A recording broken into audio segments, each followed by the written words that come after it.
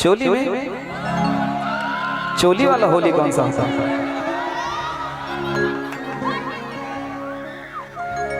और कैसे कागी बगिना से अरे हलिया हो जी जमीस दिले गलिया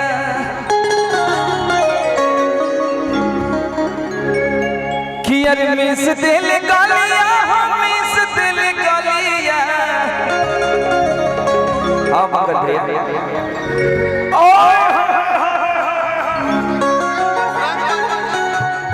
रंग भर से भीगे चुनर वाली रंग भर से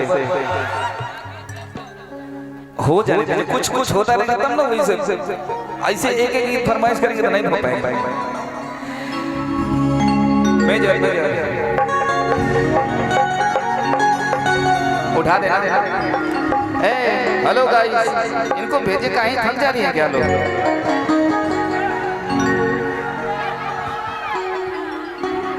बंटी बाबली को भी उठाइए, नहीं उठाएंगे आप लोग? आइए सभी को देंगे बंटी बाबली को सबको भेजिए। बिल्कुल जाइए। कोई बेहाल हाल घरे बुलाई के और जनती तमरती ना जीजा जी के फेरा में सौंसे दे माल दे हमारा के हर जनती की होलिया के दिन होके हर घेरले लखेरा में। एक जना बाड़ी अपने जीजा के घरे गई बड़ी होली खेले माने तू लोग जीजा बन जाई सबके, ठीक है? आई ई लोग साली बन जाई, ठीक है? ये सब ठीक है ना? साली के रूप में साली बन बनोगी साली? नहीं, अरे हम मेहरारू बनने के लिए थोड़ी ना बोल रहे, हम साली बनने के लिए बोल रहे हैं। ई ठीक है, ई एक नंबर चढ़े हैं। साली बनना है, साली। जितने भी हमारे भाई हैं ये सब आपके जीजा हैं। ये लोग नेपाल से हैं क्या? हाँ नेपाल से, नेपाली चलेगी? चलिए सब लोग कहिए झूम के तनी नाच के हाथ कैसे काहे पागिना से हलिया जी जमीन दे गलिया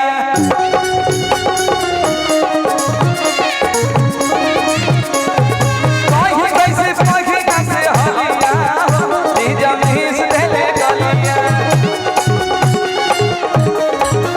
जी जमीन दे गलिया मिस दे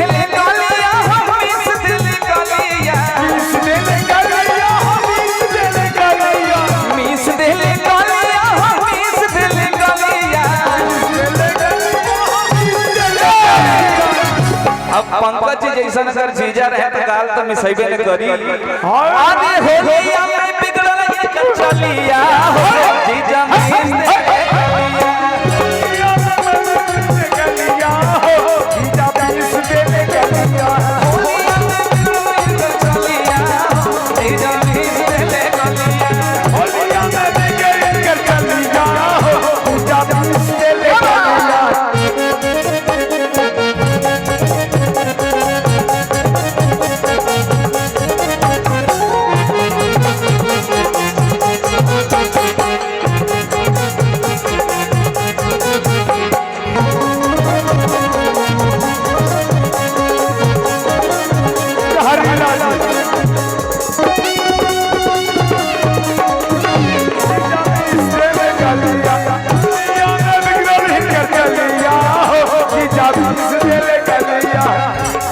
जीजा मिस दे गलिया।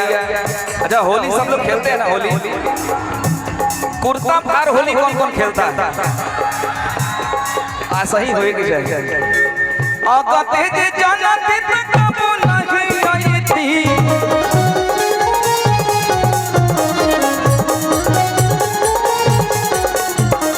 होली के माही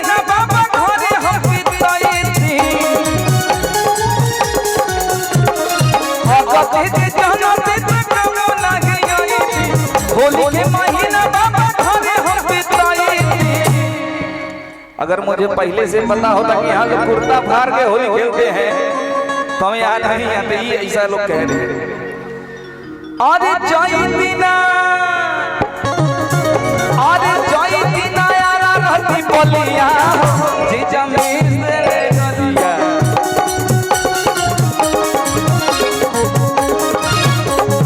जय दीना यारा रहती बोलिया जी जमीन से गलिया।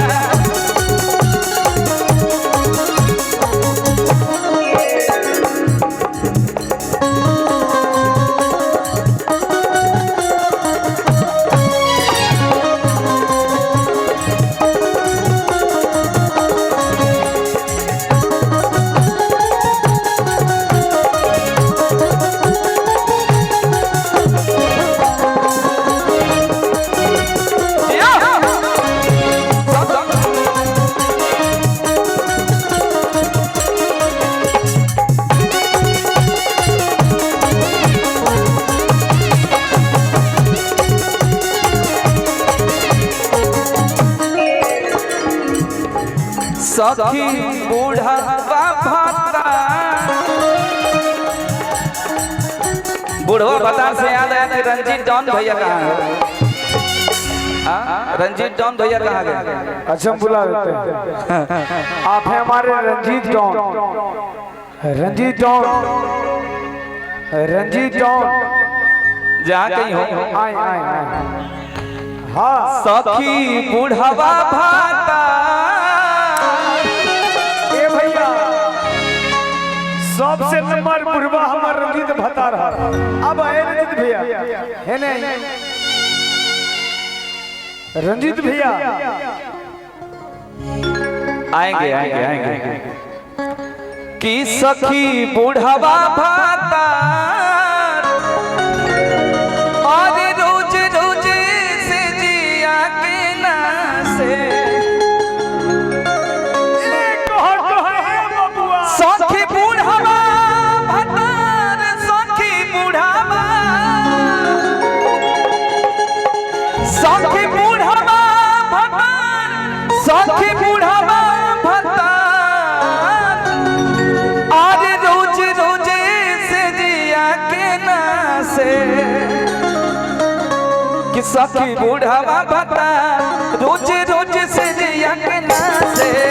सखी बूढ़वा भतार रोज रोज से जिया के ना से।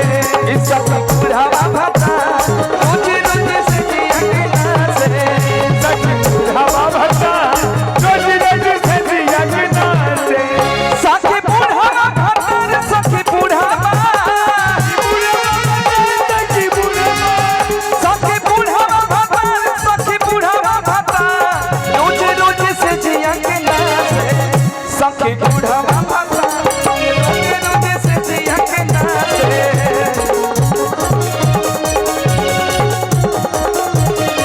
कि सखी बूढ़वा भतार रोज रोज से जिया के ना से। सखी बूढ़वा भतार रोज रोज से जिया के ना से। हर कैसे कहीं बजना से हलिया मेरे गलिया।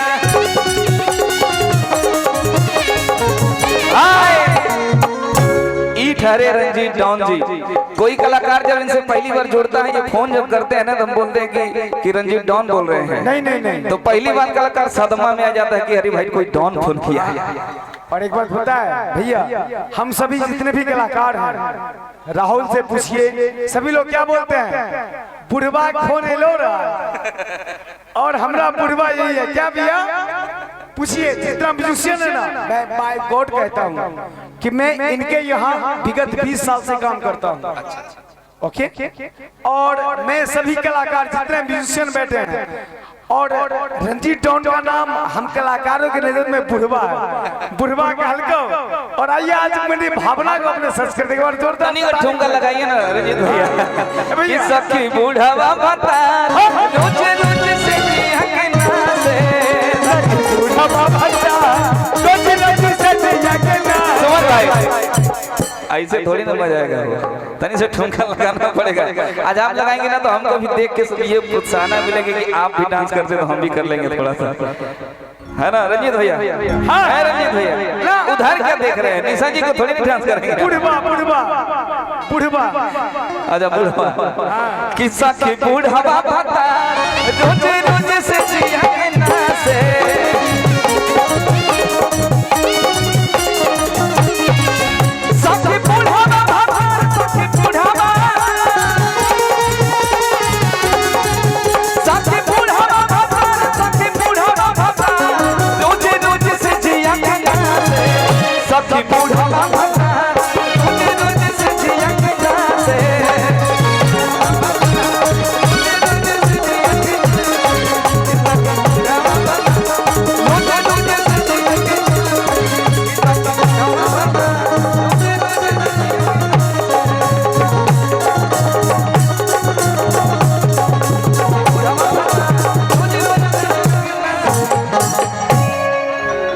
कि सखी बूढ़वा भाता